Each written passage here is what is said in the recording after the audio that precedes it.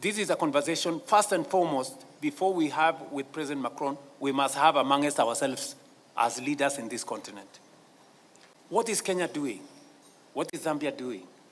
What is Mauritania doing? What is the next country doing? What are we doing to mobilize our own resources with the support of our financial institutions led by the Africa Development Bank for us to unlock this enormous amount of resources for us to de-risk and to finance our own development? The request we are going to place on President Macron's table is, when we go to the G7, we are not asking for money. We are asking for the endorsement of the G7 for our architecture so that we can enhance the ratings of institutions like ATD so that they can help us reinsure, so that they can help us de-risk our pension funds, our insurance companies, so that that money sitting with them, $4 trillion, can be available for our own development. This is the conversation we must have. Currently, we are putting a lot of our money from central banks in foreign banks. We are not putting that money in Africa Development Bank. We are not putting in Afri-Exim. We are not putting in ATD. We are taking it elsewhere. And that money is helping drive the development of other places. How do we take our money, give to people, and then we go on our knees to beg them to help us? That is not intelligent at all. I don't want to say, so you guys, and allow me to say this with a lot of passion because I know we have an opportunity to do something about it. Africa Development Bank, Afri-Exim Bank, RTD, TDB, AFC, and all the other good people, including Shelter Afrique, you guys cannot afford to let us down. You are our institutions. What we need to do from a policy position, as I speak to President Mahama and all the colleagues who are sitting here, we must invest in these institutions. We must put our money in these institutions. There are nations that put their money in the World Bank and IMF. We must put our money in these institutions. That is when we can guarantee our own development. Those who invested in World Bank and IMF have every reason to give us conditions from here to Johannesburg because it's their money. Yeah, it is their money. They may employ Makhtar Diop, but the money does not belong to Makhtar Diop. Makhtar Diop is one of us, but the money does not belong to him, right?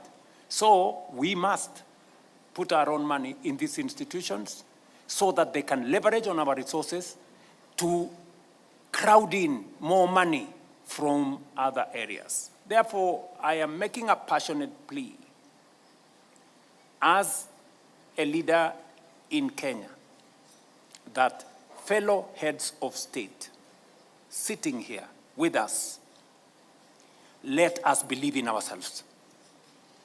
The solution for financing our development sits with us more than the people sometimes we point fingers. It is us to organize ourselves. And we are asking those of us who understand numbers, the people in ADB and all the other places, please recommend to us what we need to do. I am already putting more money in Afri-Exim Bank buying shares. I'm doing the same in TDB, and I will do the same in AFC, and I will do the same because those are the institutions that understand us. Those are the institutions that will finance our development without asking questions from here to Cairo. They will ask us enough questions. Yeah? And we are not saying we want to borrow money without complying with regulations. We must comply with regulations, but they must be reasonable. At the very least, they will not put a big premium on risk on us because they understand us. I go to Tadesse, and he doesn't think Kenya is risky because he is right here with us. He knows, right? So, thank you very much. So this is what I am saying, and forgive me, Macron, I am saying this for my fellow heads of state in this room. So what we will ask of you is to help us mobilize the G7 to endorse our institutions and our facilities, not necessarily with money, but with guarantees. Just a guarantee, not money, just with guarantees. We will lift our institutions to AAA rating, AA rating, and we will be able to mobilize resources for ourselves, from pension funds, from philanthropies, and from other areas. Sorry, I have taken long, but I needed to say this because it is not always that you have an opportunity to assemble such a big body of heads of state in one meeting. In this conversation, I think it is now a given that something must give way. And we are not discussing only how to reform the Bretton Woods institution to give Africa and the global South more voice and access to more concessional resources. We are also thinking outside the box. And this is a very important conversation today we are having here with fellow leaders, especially policymakers. We too, as policymakers in this continent, as DFIs in this continent, we must do something about our situation. Yes, it is good for us to discuss World Bank and IMF, and we should. But there are real opportunities right here with us that we don't need the World Bank and the IMF to do anything. We need ourselves to do something about it. As I said in the earlier meeting, we have $4 trillion of resources being held by our pension funds, our insurance companies, our different actors. Yet we are not getting that money to drive our development. And that is why at the Africa Union last time, we endorsed the Alliance for African Multilateral Financial Institutions led by the Africa Development Bank, Afri-Exim Bank, Trade and Development Bank, and I see all the CEOs of those institutions in this meeting, including Africa Finance Corporation and all the other good people, including ATIDI. Now, do we need the West? Do we need the World Bank and the IMF for African Multilateral Finance Institution to craft a mechanism for us to de-risk our savings, the 4 trillion? We don't need. It is us. And I want to borrow from the words of President Kagame. Nobody, good people, owes us any development. We owe it to ourselves. And therefore, we must step up.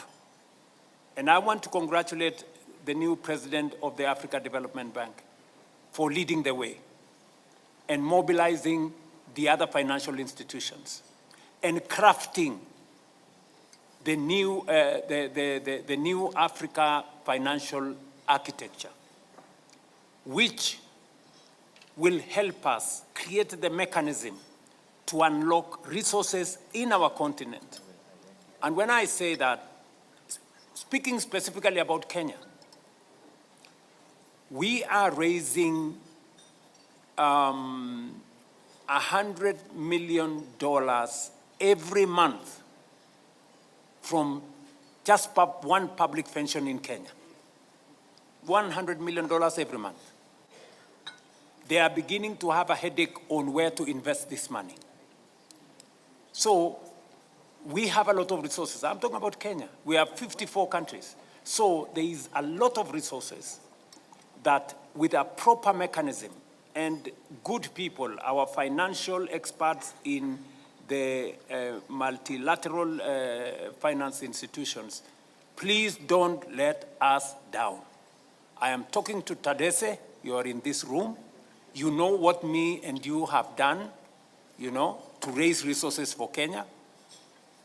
I'm talking to AfriExim, you know what we have done to raise resources, and the possibility of us raising sufficient resources beyond what the World Bank and IMF is giving us is there.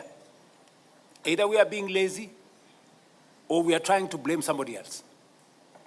And the time to blame somebody else is not there. And today we have a golden and historic opportunity